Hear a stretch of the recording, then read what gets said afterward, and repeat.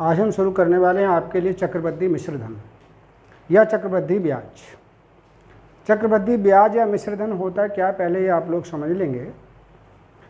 मान लीजिए किसी धन को 8% के वार्षिक ब्याज की दर पर हम किसी को उधार देते हैं और 5 वर्ष के लिए, 6 वर्ष के लिए या n वर्ष के लिए अगर उधार देते हैं तो हम क्या करते हैं, 1 वर्ष का उसका ब्याज निकालते हैं और उस ब्याज को फिर मूलधन में जोड़ देते हैं। जो मूलधन में जोड़ते हैं वो 1 वर्ष का मिश्र धन हो जाता है, लेकिन वही मिश्र धन अब अगले वर्ष के ब्याज अगर हम निकालेंगे तो उसके लिए वो मूलधन हो जाएगा। फिर अगले वर्ष के लिए प्रथम वर्ष के जो मिश्र धन है दूसरे वर्ष का मूलधन मानकर उस पर फिर ब्याज निकालेंगे। उसको फिर हमने जो आपका अभी 1 वर्ष का मिश्र धन निकाला था फिर वो ब्याज हम उसमें जोड़ देंगे, फिर अगले वर्ष के लिए इसको मूलधन निकाल करके ब्याज निकाल लेंगे। तो इस प्रक्रिया को जब हम अप्लाई करते हैं यानी ब्याज पर भी ब्याज लिया जाता है तो इस प्रक्रिया को हम चक्रवृद्धि ब्याज के नाम से जानते हैं। चक्रवृद्धि ब्याज और चक्रवृद्धि मूलधन 2 चीज़ें होती हैं। एक तो आपको मिश्र धन में से अगर हम मूलधन को घटा दें तो हमारे पास ब्याज आ जाता है।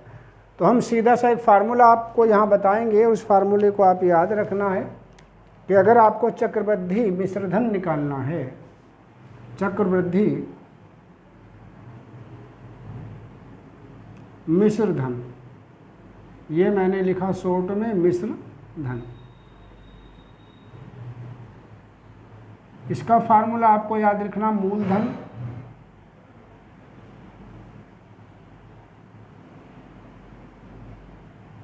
गुणा 1 प्लस दर, जो दर होगी ब्याज की दर होगी वो बटे 100 और ऊपर पावर में हम समय लिख देंगे। शॉर्ट में हम इसको इस प्रकार भी कह सकते हैं, P का मतलब मूलधन, 1 प्लस R का मतलब रेट या दर बटे 100 और N का मतलब समय। ये मूलधन निकालने का, ये मिश्रधन निकालने का आपका चक्रवृद्धि मिश्रधन निकालने का फॉर्मूला है। अगर इसमें से हम मूलधन को घटा देंगे तो चक्रवृद्धि ब्याज हमारे पास आ जाएगा।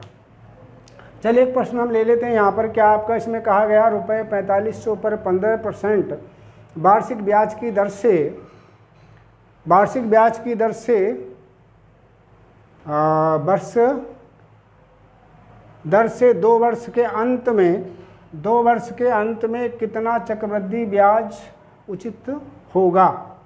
तो देखिए हमें इसमें पहले चक्रवृद्धि मिश्रधन निकाल लेते हैं। तो क्या क्या दिया उसको जरा सा देख लीजिए। देखिए एक तो दिया है आपको दर, दर कितना दिया जिसको हम R कहेंगे, ये है आपका 15%, ठीक है। चलिए दूसरा क्या दिया है भाई, मूलधन, मूलधन कितना दिया है मूलधन, मूलधन को हम P के नाम से जाने अगर तो ये बराबर दे रखा उन्होंने 4500 रुपये, 45,000 रुपये। चलिए और समय दिया गया है कितना, अगर हम समय की बात करें तो समय को हम n मान लेते हैं और n का मान उन्होंने 2 दिया है। कितना दिया, 2 वर्ष। बस अब चक्रवृद्धि ब्याज का फार्मूला लिख देंगे,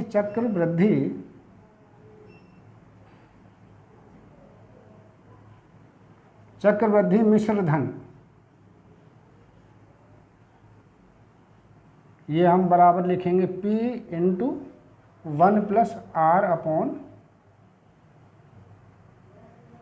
100 पूरे की पावर n। P का मान कितना भाई आपका वो लिख देंगे यहाँ पर हम, जैसे मैंने बताया था 45,000 गुणा लगा दीजिए 1 प्लस R का मान लिख देंगे 15 बटे 100 और यहाँ n का मान हम लिख देंगे कितना, 2 दिया है तो 2 लिख देंगे। अब यहाँ अंदर वाले को हम काट देते हैं, यहाँ पर 5 या 15 और 5 दूनी 10 यानी 20 आ गया आपका।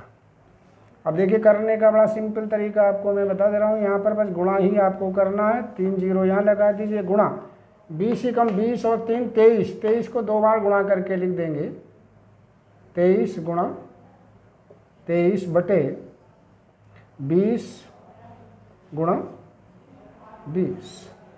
आप काटने का तरीका, एक जीरो से ये वाला जीरो काट दीजिए, इस वाले जीरो से ये वाला जीरो काट दीजिए और इस वाले 2 से इसको भी काट सकते हैं। 450 है तो 225 बार ये कट गया। अब आप 23 गुणा 23 और गुणा ये 225 का आपको गुणा करना होगा, तो ये आपका आ गया, गुणा करेंगे तो 1190 25/2 ये आपका आ जाता है। अगर 2 से इसको भाग कर दें हम यहाँ, तो ये हमारे पास है 59,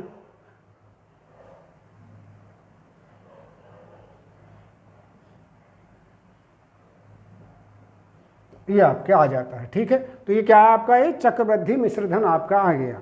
आपको चाहिए क्या, चक्रवृद्धि ब्याज चाहिए, चक्रवृद्धि ब्याज।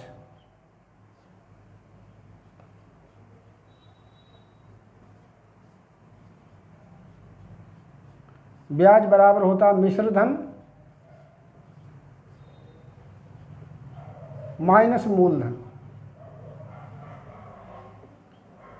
और ये क्या हो जाएगा भाई, देखिए जो आपने निकाला 5912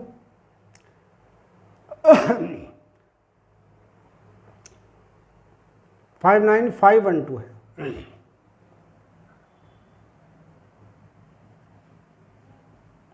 59512.5 माइनस 45,000। इस प्रकार से ये आपका आ जाता है 14,512.50 रुपये। ठीक है, इतने रुपए आपका क्या आ गया भाई, ये चक्रवृद्धि ब्याज आ गया। अब देख लेते हैं इसमें कोई आंसर दिया है कि यहाँ भी नहीं दिया, 14,661 रुपये 50 पैसे, यहाँ पर 16,461 रुपये 50 पैसे और यहाँ पर 14,661 रुपये 50 पैसे। तो कौन सा आंसर हुआ फिर इसका, क्योंकि इसमें कोई भी आंसर नहीं दिया गया है, इसलिए ई इसका आंसर हो जाता है। कौन सा, ई। चलिए एक नए प्रकार का सवाल देख लेते हैं। इसमें कहा गया रुपये 10,000 का 3 वर्ष का चक्रवृद्धि ब्याज कितना होगा, जबकि ब्याज की दर प्रथम वर्ष 4%, द्वितीय वर्ष 5% तथा तृतीय वर्ष 6% हो। अब अगर देखिए एक ही ब्याज की दर एक ही होती तो फिर हम क्या करते, सीधा लगा देते, P बराबर चक्रवृद्धि मिश्र धन बराबर P इंटू 1+R/100 होल की पावर n। होल की पावर n का मतलब यहाँ पे समझ लीजिए क्या हुआ, यहाँ पर दर अलग अलग है। पहले साल में कितनी दर है, 4%, दूसरे में 5% और तीसरे में 6%।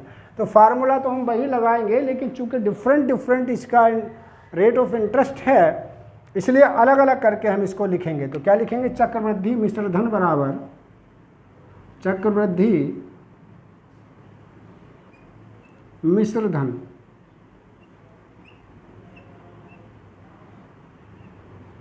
अब यहाँ देखेंगे भाई कैसे निकालते हैं। ऐसे केसेज में क्या करते हैं, फार्मूला में लिख दे रहा हूँ, P इंटू 1+R1/100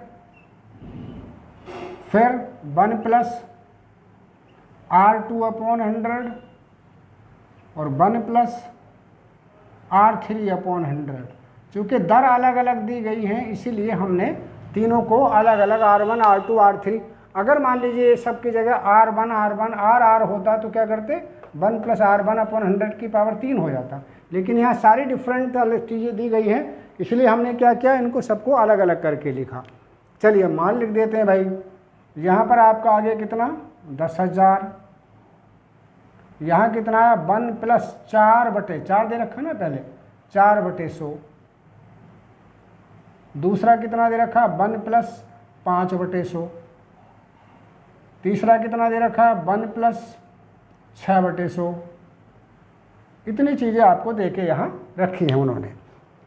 अब हम क्या करें भाई, 4 से काट दें इसको, तो 4 एकम 4 और 4 दूनी 8 और 4 पंजे 20, 25 बार कट गया। ये इससे 20 बार कट गया और ये इससे 2 तिया 6 और ये 50 बार इससे कटा। इस प्रकार से जब कट के आया तो फिर आपका कितना आगे नीचे अगर देखें हम ध्यान से यहाँ, तो ये हमारे पास मिल रहा। चलिए मैं यहाँ से लिख दे रहा हूँ, ये 10,000 तो आप ऐसा लिख दीजिए, ठीक है, गुणा यहाँ 25 एकम 25 और 1 26 लिख दीजिए, गुणा यहाँ 20 एकम 20 और 1 21 लिख दीजिए, यहाँ 50 एकम 50 और 3 53 लिख दीजिए। बटों में क्या आ जाएगा, बटों को देखेंगे जरा, 25 गुणा 20 गुणा 50। कितना आया? या 25 गुणा 20 गुणा 50। इस प्रकार से ये आपके आगे, और हम ध्यान से देख रहे हैं यहाँ कितने जीरो हैं भाई, एक जीरो इससे ये कटा, एक जीरो इससे ये कटा, ठीक है। 5 से आप इसको 5 दूनी 10, ये आपका 5 दूनी 10, और एक जीरो आ गया आपका। फिर 2 से आप इसको फिर भी काट सकते हैं, ये आपका फिर से 10 आ गया। फिर 5 से काट सकते हैं, 5 पंजे 25, और ये आपका आ गया 5 दूनी 10। तो कुल मिलाकर के आपका आया कितना, ध्यान से देखेंगे, 26 दूनी 52 गुणा 21 और गुणा 53 बटे 5 आपको ये प्राप्त हुआ। और इसका अगर गुणनफल आप करेंगे तो ये आएगा 57,876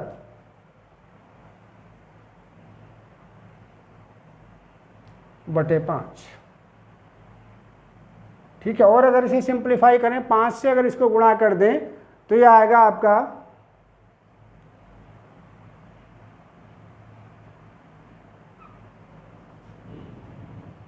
इतने 11,575 आएगा, 11,575.20 आपका ये आ जाता है मिश्र धन। आपको निकालना है क्या भाई, चक्रवृद्धि ब्याज चाहिए। ये तो चक्रवृद्धि मूलधन आया आपके पास, तो अब निकालेंगे आप चक्रवृद्धि ब्याज। चक्रवृद्धि ब्याज क्या करें भाई, मिश्र धन में से मूलधन को घटा दीजिए। कितना है भाई, हाँ, तो ये आपके घटाएंगे 11,575 रुपये 20 पैसे में से 10,000 रुपये घटा दीजिए। ये बराबर कितना आ गया जी, 1,575 रुपये 20 पैसे आपका, ये क्या आया, ये आपका चक्रवृद्धि ब्याज आ गया 15,575। तो कौन सा आंसर हुआ, देखिए ये सी आपका आंसर इस प्रकार से बन जाता है। चलिए अगला प्रश्न देख लेते हैं। इसमें कहा गया है कि 1,60,000 रुपये का 2 वर्ष में 10% वार्षिक ब्याज की दर से 6 माही दे। यहाँ पर शब्द देखेंगे, 6 माही दे का मतलब है 1 वर्ष में 2 बार ब्याज जोड़ा जाएगा। चक्रवृद्धि ब्याज कितना होगा, 6 माही दे, ये ब्याज की दर कितनी है, 10%, वार्षिक है। अर्धवार्षिक कितनी हो जाएगी, 5% हो जाएगी। 6 हैं ये, क्योंकि 6 माही का मतलब अर्धवार्षिक, 6 माही को हम दूसरे नाम से क्या जानते हैं, अर्धवार्षिक भी कह सकते हैं। तो जब अर्धवार्षिक का जिक्र आए तो 1 वर्ष में 2 टर्म हो जाती हैं, तो 2 वर्ष में कितनी टर्म हो जाएंगी, 4 टर्म हो जाएंगी, यानी n का मान हो जाएगा 4 यहाँ पर। तो यहाँ पर आपको विशेष ध्यान रखने की ज़रूरत यहाँ ये है, यहाँ n बराबर होगा 2 गुणा 2, 6 माही होने के नाते से 4, ठीक। और r का मान क्या हो जाएगा भाई, 10/2, यानी इसका आधा, यानी 5% हो जाएगा, ठीक है। अब बस वही फार्मूला लगाएंगे और देखिए प्रश्न हो जाएगा आपका। चक्रवृद्धि मिश्र धन बराबर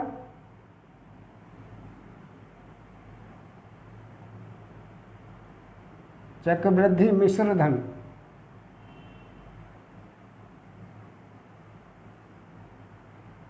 बराबर क्या बताया था, P × 1 + R/100 इन पावर में n। अब R का मान कितना, P का मान है आपका 1,60,000, हमने यहाँ लिख दिया है। चलिए गुणा R का मान कितना है भाई, 5 लेके चलेंगे, बटों में 100 आ जाएगा, पावर में कर देंगे हम 4। 5 से काट दीजिए, 5 × 5, और ये आपका 20 बार कट गया आपका 20 बार। तो 20 और 1 21, क्या लिखेंगे अब, ये लिखा आपका गुणा 20 और 1 21 को 4 बार लिखेंगे, 21 गुणा 21 गुणा 21 गुणा 21 बटे 20 गुणा 20 गुणा 20 गुणा 20। अब देखिए 2 दूनी 4 दूनी 8 दूनी 16, 16 का है कितने जीरो आ जाएंगे, 1 2 3 4, तो इन सब ने मिलकर के इसको काट दिया पूरे को, ख़त्म। अब क्या करना है, 21 गुणा 21 की आपको गुणा करनी है। इसका गुणनफल कितना होता है, 19, 44, 81 होता है। आपको पता भी होना चाहिए 19, 44 और 81 इसका गुणनफल होता है। तो चक्रवृद्धि मिश्र धन आ गया। आपको चाहिए क्या, चक्रवृद्धि ब्याज। चलिए भाई चक्रवृद्धि ब्याज निकाल देते हैं अब हम। चक्र वृद्धि ब्याज मिश्र धन कितना है, ये घटा दीजिए भाई इसमें से 19, 44, 81 में से घटा दो बच्चों कितना, ये घटा दीजिए 1,60,000। तो ये आपका आ गया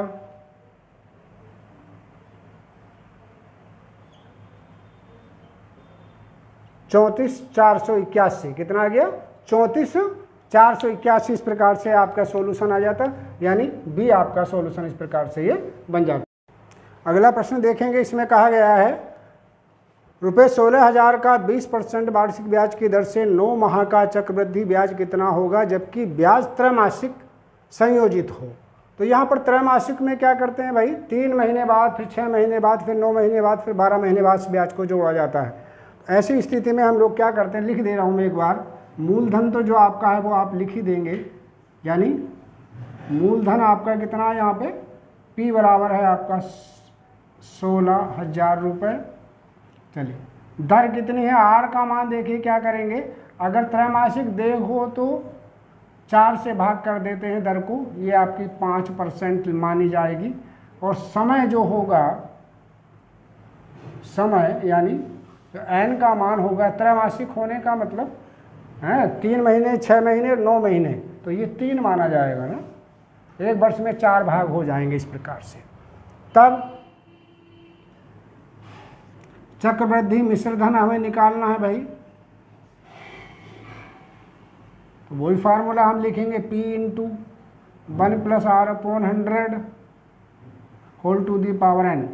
रख देंगे यहाँ पर वही सेम, यानी 16,000 गुणा 1 और 5/100 और पूरे की पावर कितनी, यहाँ पे हमने 3 कर दी। ठीक है, इसे काट दीजिए, 5 × 5 और ये 20 बार कटा, 20 और 1 21। तो इस प्रकार से आपका आ गया, देखिए 16 गुणा 21 गुणा 21 गुणा 21 बटे 20 गुणा 20 गुणा 20। इस प्रकार से 1 0 2 0 3 0 1 2 3 कट गए, है ना। 2 8 16 8, 2 चौक 8 4 और 2 दूनी 4। अब 21 गुणा 21 गुणा 21 करेंगे अगर हम, और फिर 2 से गुणा कर देंगे तो ये 18,522 आपका आ जाएगा। ये आपका आ गया चक्रवृद्धि मिश्र धन। आपको ब्याज चाहिए, आपको चाहिए चक्रवृद्धि ब्याज। कैसे निकालेंगे भाई, इसमें से घटा दीजिए 18,522 में से घटा दीजिए 16,000, तो ये आपका आ गया 2,522। कितना हो गया आपका ब्याज, 2,522 रुपये आपका इस प्रकार से ब्याज हो जाता है। और कौन सा ब्याज हुआ, फिर सी आपका ये आंसर इस प्रकार से बन जाता है।